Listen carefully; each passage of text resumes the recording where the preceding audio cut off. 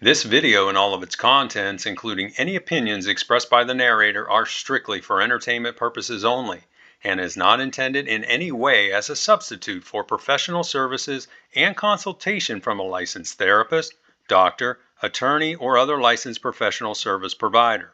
Each person must make their own life decisions, and those decisions are theirs.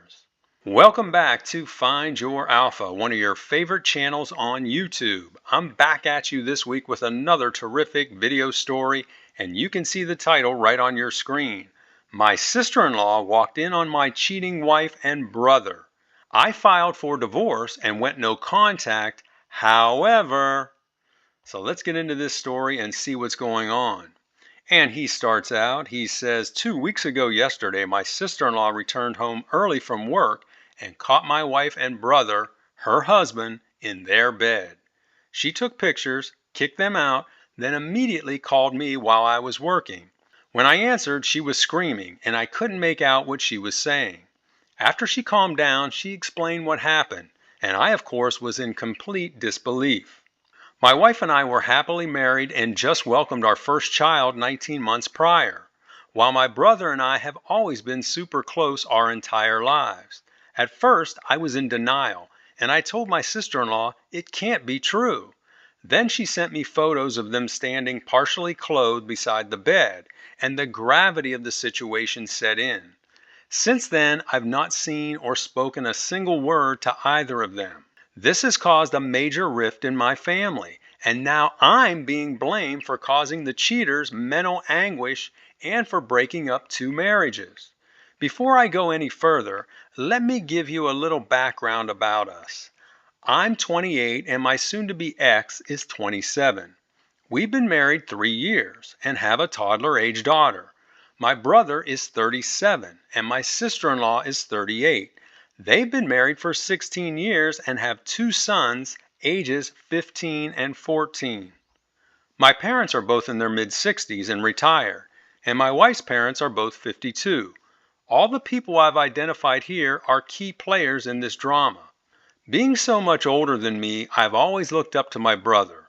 Growing up, he was not only my brother, but my idol and confidant. To be honest, I viewed him to be more of a parent figure than either my mom or dad. We were each other's best man and godparents to each other's children. My brother didn't go to college and instead had worked at the same manufacturing facility for 19 years until he was permanently laid off in 2021. Since then, he's been trying to find another job of equal pay but hasn't been successful. He's been offered lower wage jobs, but out of pride, he refuses to work for less. As a result of being out of work, he became depressed and withdrawn. He'd been working since he was in high school and moved out on his own at 18, so not being able to support his family has been a blow to his pride. His depression got so bad he was put on a prescription and has been seeing a therapist. His demeanor had been improving prior to D-Day, but now it's cratered. Like my brother, my wife was diagnosed with depression shortly after the birth of our daughter.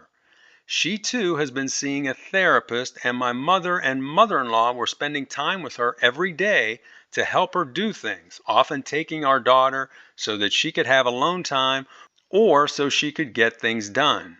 It was on one of those days when my mother-in-law had my daughter that my wife and brother hooked up. I had another story, I think 6 or 7 months ago, that was very similar where the wife cheated, and while she was cheating, her mother or her mother-in-law was watching the baby. I mean, that is just totally disgusting.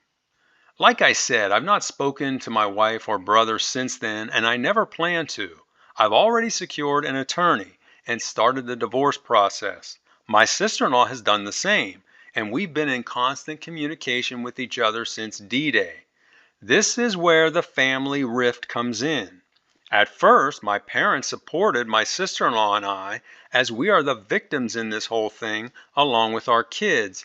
However, after they found out we were both planning on divorcing our spouses, they have turned on us and are now making us out to be the villains.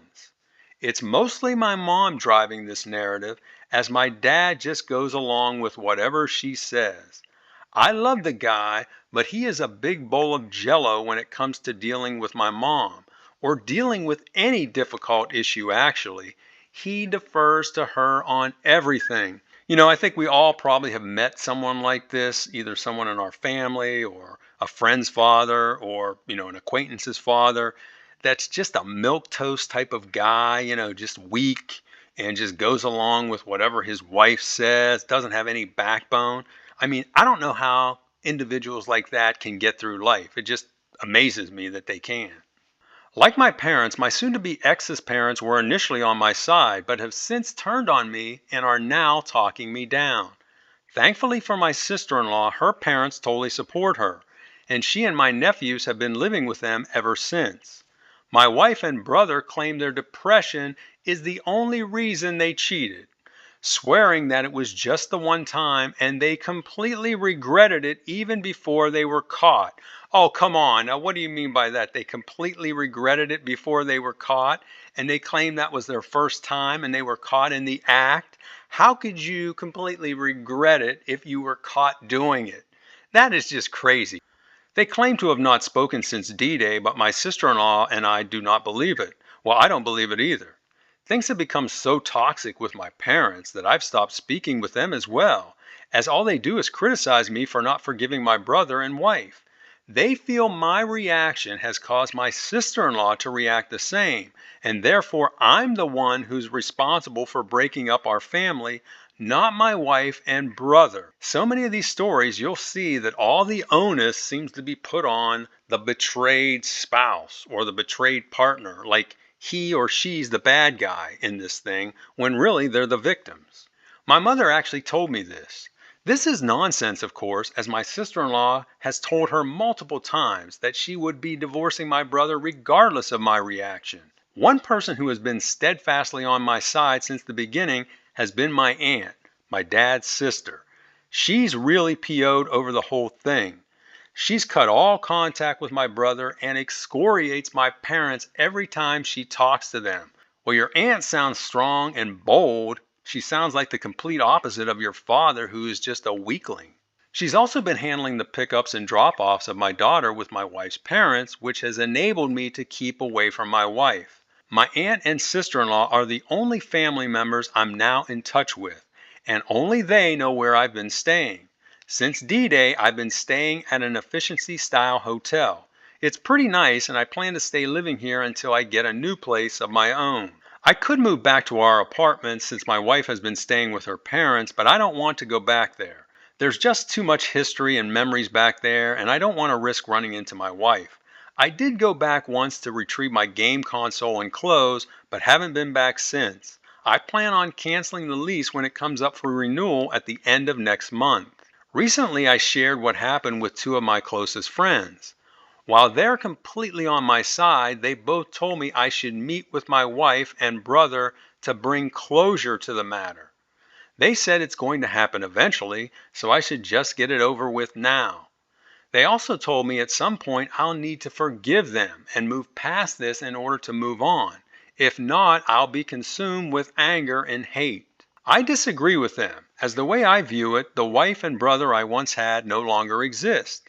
They were replaced with two strangers who I don't even recognize and want nothing to do with. My sister-in-law still talks to my brother, but only about matters regarding their sons. By the way, my nephews want nothing to do with their father now, which has driven him into an even deeper depression. As a result, he started drinking daily and rarely leaves my parents' house. He's been staying there ever since my sister-in-law threw him out. As I stated previously, my mom blames me for his accelerated mental decline.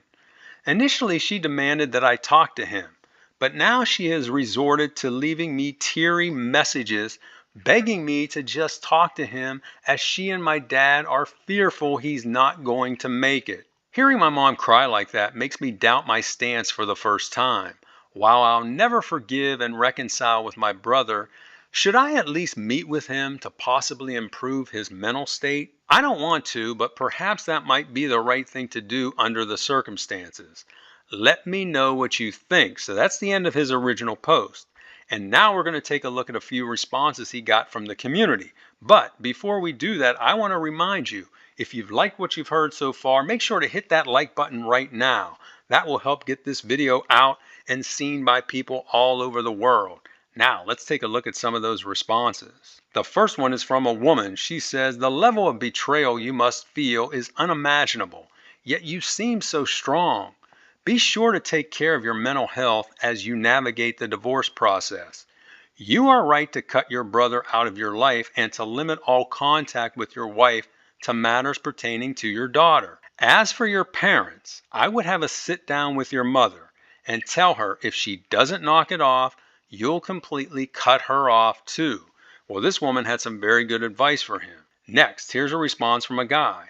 He says, "Your brother and wife are complete garbage humans. The kind of people who do stuff like this are the lowest of the low and are beyond redemption. I must also add that your mother falls into the same category.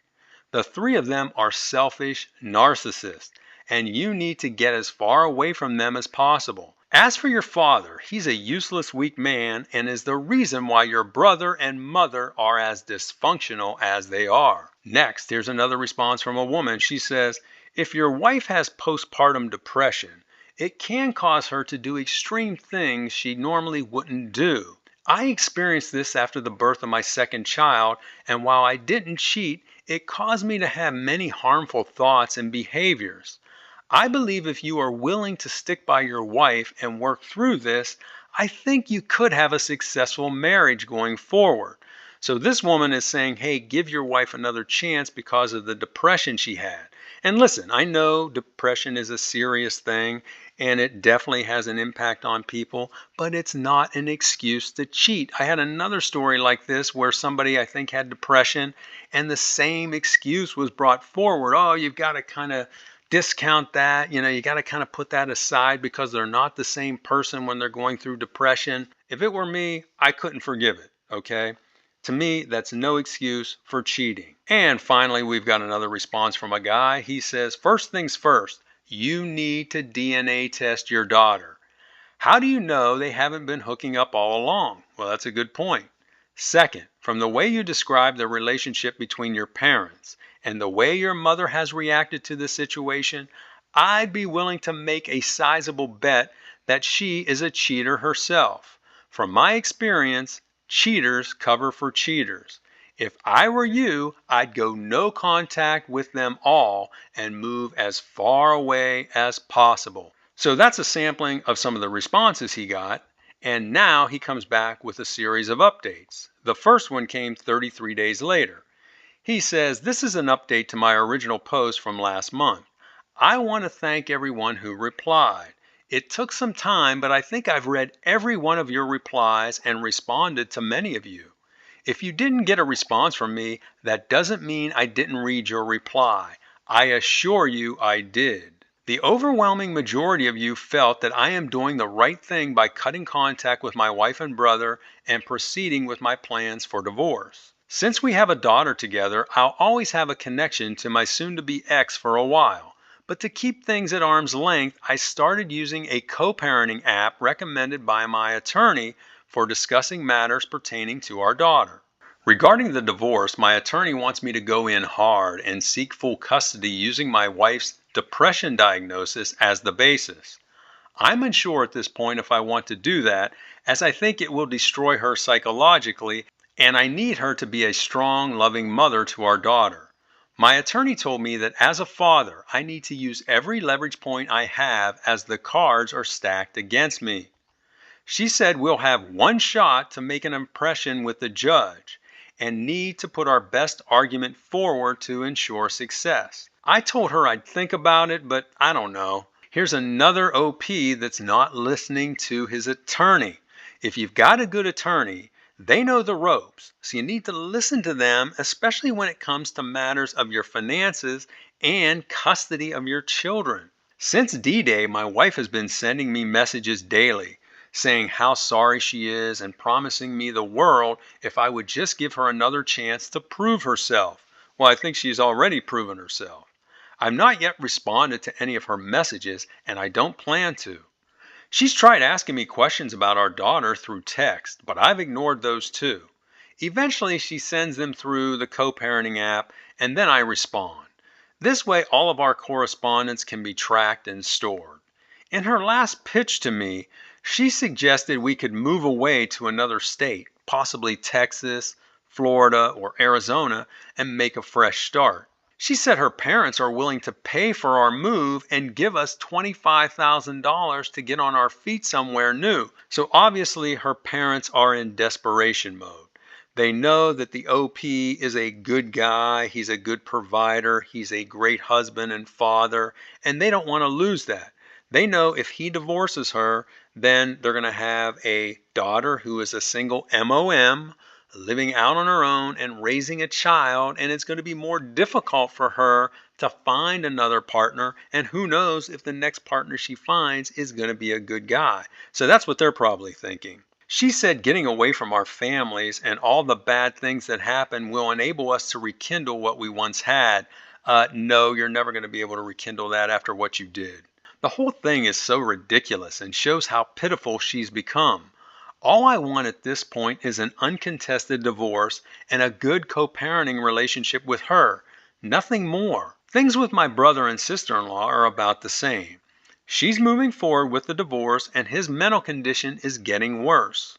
As for my parents, I'm only communicating with my mom via text message at this point.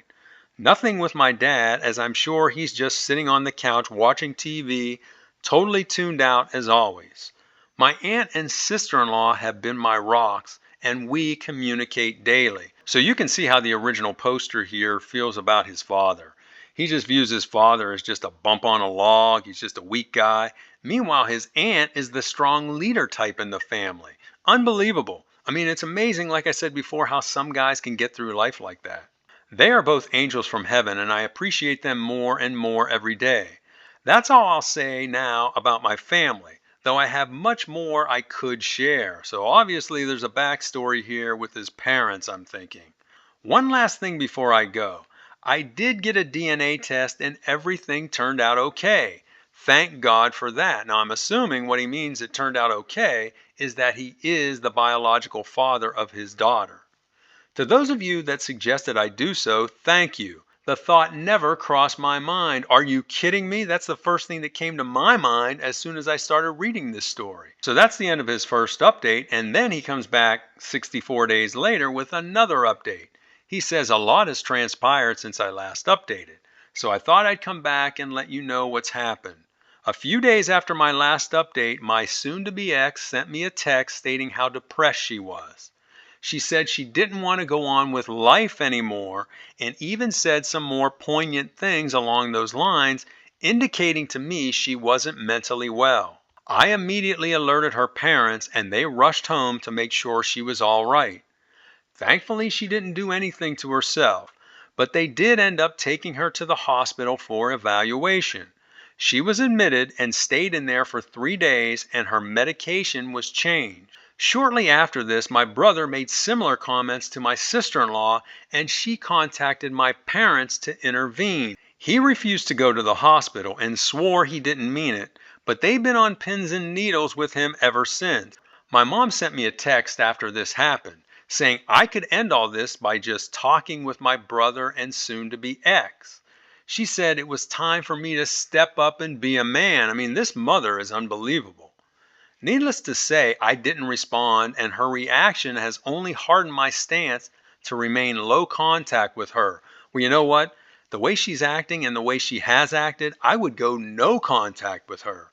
I reported what happened with my wife and brother to my attorney, and she insisted I immediately file for legal separation and go for full custody. After thinking it through for a few days, I decided to take her advice. Thankfully, it's about time.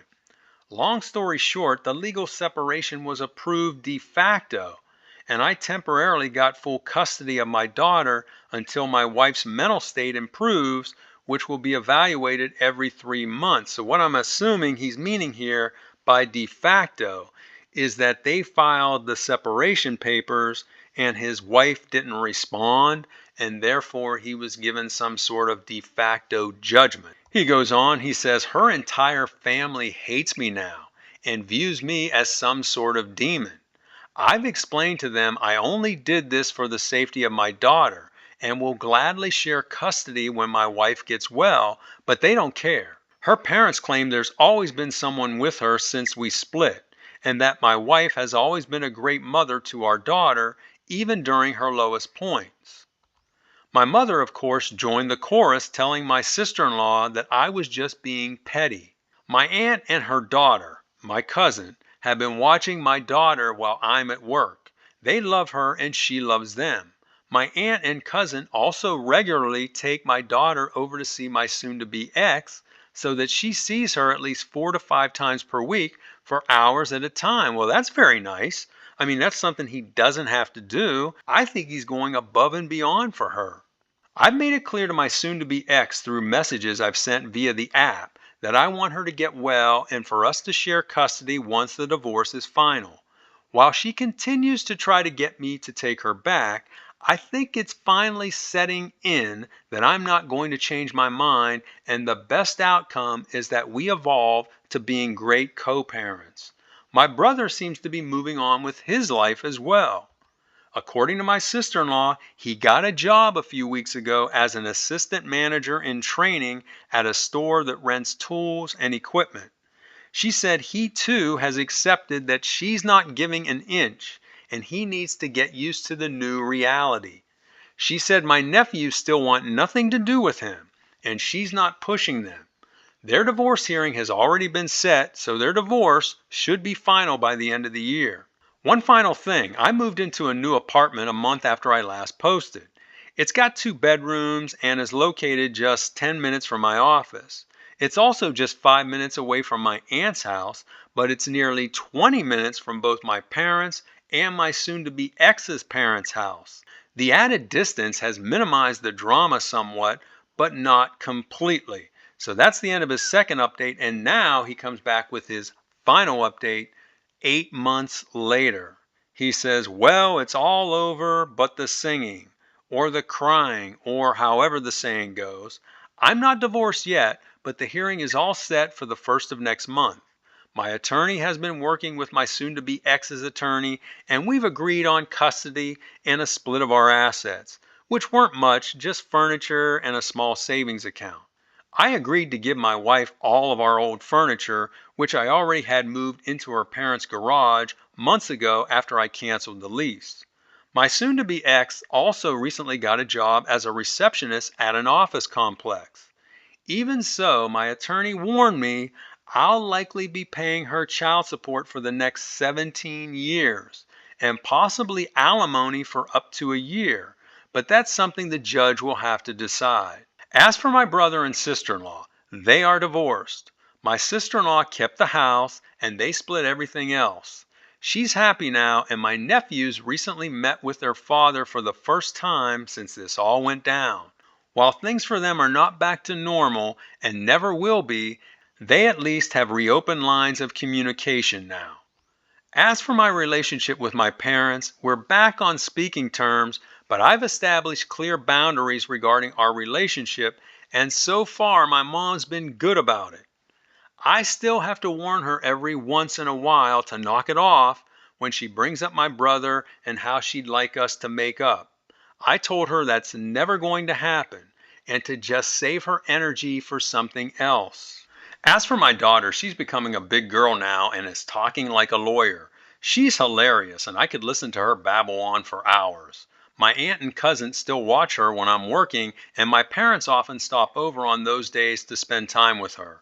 That's cool, as I want her to have a good relationship with her grandparents. As for my wife's parents, they still view me as persona non grata, or the devil reincarnate. They feel I've totally overreacted and could have salvaged our marriage. Can you imagine that? His wife, their daughter, was cheating on him with his brother, and they say he overreacted. Are you kidding me? Come on. Perhaps they are right, but who wants a relationship that's been salvaged? If I do ever marry again, and that's a big if, it will be with someone totally new. So that's the end of his story, and overall, I think he handled this as well as could be expected. He cut his brother off, and I would have nothing ever to do with my brother again after what he did.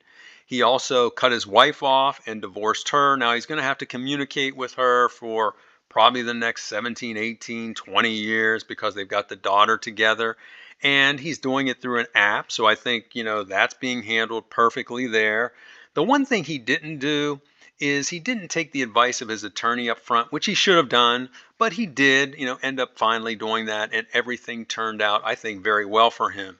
He's a young guy, he's in his mid 20s, looks like he's got a good career going. His options going forward in his future are going to be very bright, I'm sure. So now let's take a look at some of what I think are the morals of this story.